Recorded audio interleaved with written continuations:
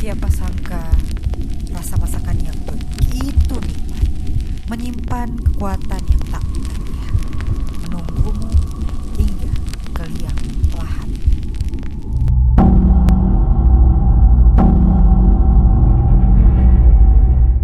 Assalamualaikum warahmatullahi wabarakatuh. Selamat malam konco penutur. Aku Anggun, sugeng rawuh ing monolog nutur wengi. Konco-konco, kalian udah sering denger kan soal penglaris apalagi di tempat-tempat makan. Percaya nggak percaya, beberapa orang pernah jadi korban dari tempat makan yang nggak bertanggung jawab model kayak gini. Dan sebentar lagi aku bakal ceritain ke kalian. FYI, semua nama dan lokasi di cerita ini disamarin ya. Dan aku mau ngingetin konco-konco sebelum kita masuk ke cerita, jangan lupa untuk klik subscribe yang belum klik subscribe biar aku dan tim tetap semangat dan juga channel ini terus melaju gitu. Oke? Tanpa berlama-lama, mari simak dengan seksama puniko cerita nih. Ada cerita dari Randy nih konco-konco. Suatu waktu dia dapat jatah tugas dinas dari kantor ke daerah perbatasan antara Jawa Tengah dan Jawa Timur.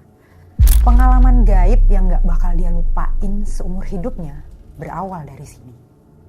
Disclaimer ya, si Randy ini termasuk yang skeptis sama hal-hal gaib. Nah, waktu itu ceritanya si Randy sampai di lokasi tempat dia dinas tuh sore. Karena lapar, dia cari makan lah tuh. Nemu tuh warung soto sederhana di pinggir jalan. Namanya Soto Buyatmi sejak 1998. Ucuk. Masuklah dia. Dan kaget dia soalnya di luar warung tuh kelihatannya sepi-sepi aja. Ternyata dalamnya full, nyaris nggak ada yang kosong. Emang nggak ada yang parkir ya? Positive thinking aja, mungkin semuanya pada jalan kaki.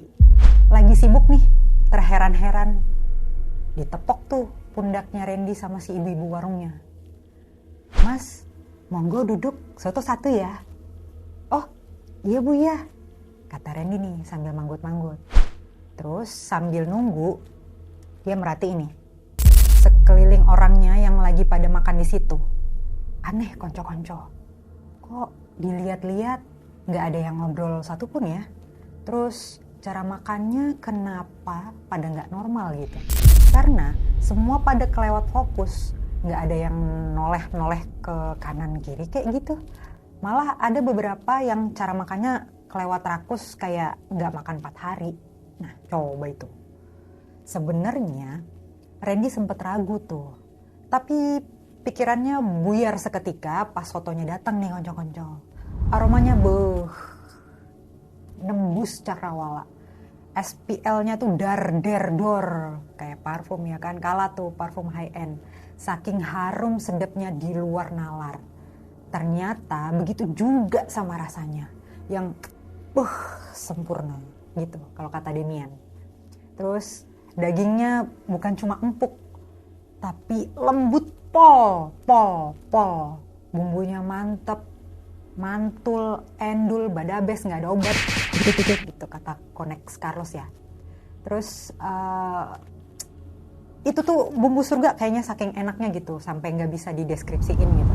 Terus Randy nambah-nambah tuh jadinya kan. Makanya mode ngebut, rakus sampai dijilatin tuh mangkok-mangkok dan sendoknya. Padahal nggak biasa-biasanya cara makan dia tuh begitu gitu. Emang terlalu enak yang nggak wajar. Sampai akhirnya si Randy baru nyadar nih, kalau pengunjung yang lain udah nggak ada satupun. Tiba-tiba kosong tuh warung. Randy sendirian.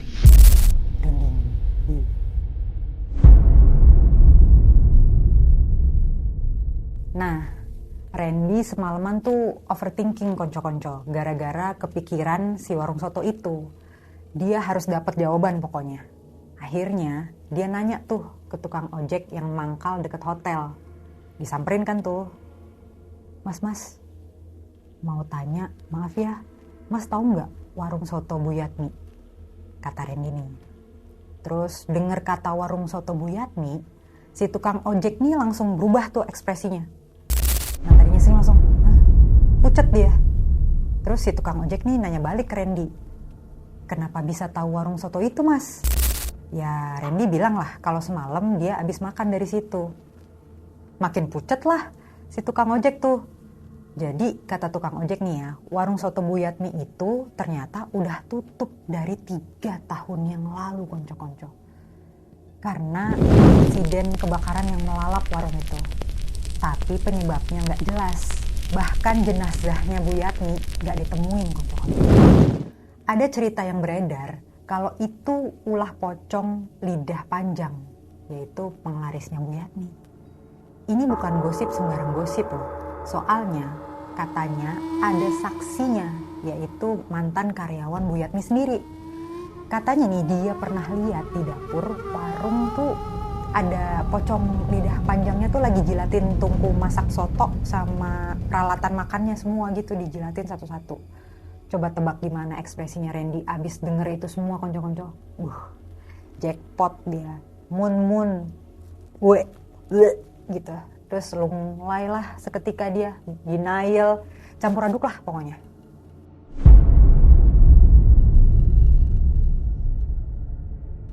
Nah, karena udah nanggung nih, Randy terjun sekalian. Pokoknya gimana caranya kudu tuntas dia dapat jawaban semuanya. Nekat, akhirnya dia tanya-tanya warga sekitar. Dan dapatlah tuh alamatnya Mbok Sri. Mbok Sri ini mantan karyawan Bu Yatmi. Nah, gas, Randy langsung meluncur ke rumah Mbok Sri. Dan ketemulah mereka berdua. Awalnya Mbok Sri nggak mau cerita nih konco-konco. Tapi abis negosiasi, baru deh Mbok Sri mau ngomong. Wani piro kata Mbok Sri, bisa aja ya Mbok Sri ya, masih aja orang kasihan ini apes Mbok. Oke. Langsung singkat cerita, Mbok Sri kerja di warung soto itu udah 6 tahun. Dulunya sih awalnya normal-normal aja. Tapi semenjak suami dan anaknya Bu Yatmi sakit, ditambah Bu Yatmi kedatangan orang pintar dari Gunung Kemukus, semuanya berubah. Sotonya jadi makin enak, makin laris, selalu penuh, gak berhenti-berhenti pengunjung datang. Dan Mbok Sri sempat curiga karena ini semua terjadi terlalu tiba-tiba. Terus semenjak itu, Bu Yatmi juga sering pasang sajen lengkap di dapur sampai pernah ada kepala kerbau segala konco-konco. Dan benarlah kecurigaannya Mbok Sri akhirnya kejawab. Karena dia pernah ngelihat pocong itu yang lidahnya panjang itu lagi jadi koki tuh di dapur warung soto sambil ngejilatin peralatan makan.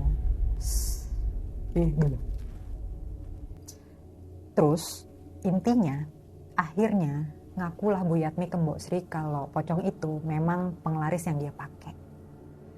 Habis kejadian itu Mbok Sri sakit-sakitan dan resign. Gak lama warungnya kebakaran. Randy tambah puyeng konco-konco. Randy nanya ke Mbok Sri, gimana bisa baru-baru ini dia makan di warung soto itu kalau emang ternyata warungnya udah gak ada. Mbok Sri malah bilang gini, berarti masnya dipilih karena nafsu makannya tinggi. Maksudnya nafsu makan di sini adalah ambisius ya konco-konco. Jadi emang Randy tuh tipe orang yang ambisius, punya ambisi kan, boleh ya asal jangan over gitu. Udah tuh ya, di situ si Randy langsung kunang-kunang.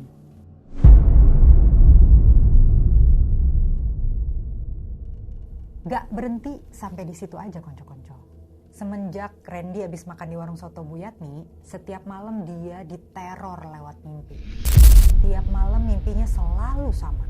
Adegannya Randy lagi makan soto di warung Bu Yatmi dan di depan mukanya persis ada si sosok pocong lidah panjang itu sambil jilat-jilatin mangkoknya si Randy. Dan tiap kali dia kebangun, dia selalu nyium aroma soto tapi yang udah basi konco-konco. Begitu tiap harinya konco-konco. Kesian juga ya si Randy.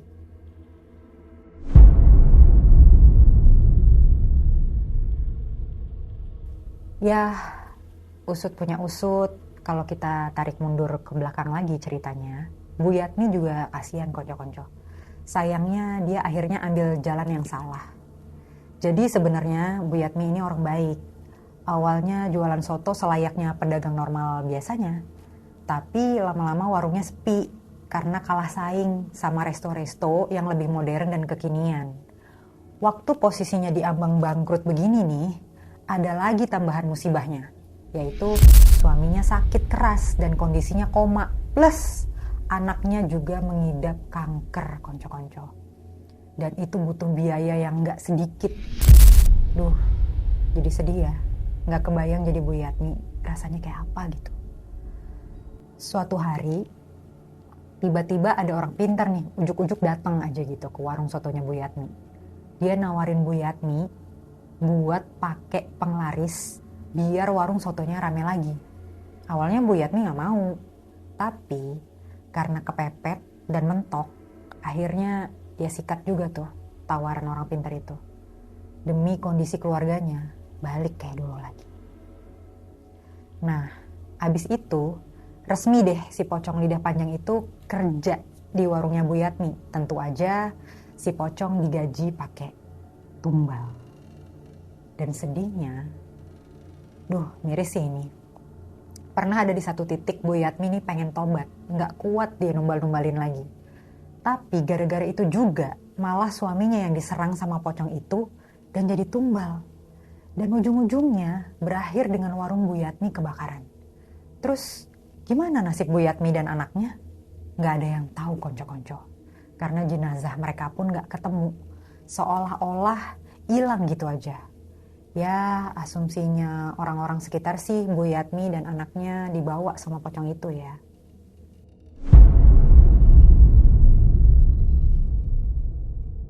Dan setelah kejadian tragis itu, kadang-kadang warung soto Bu Yatmi kembali beroperasi.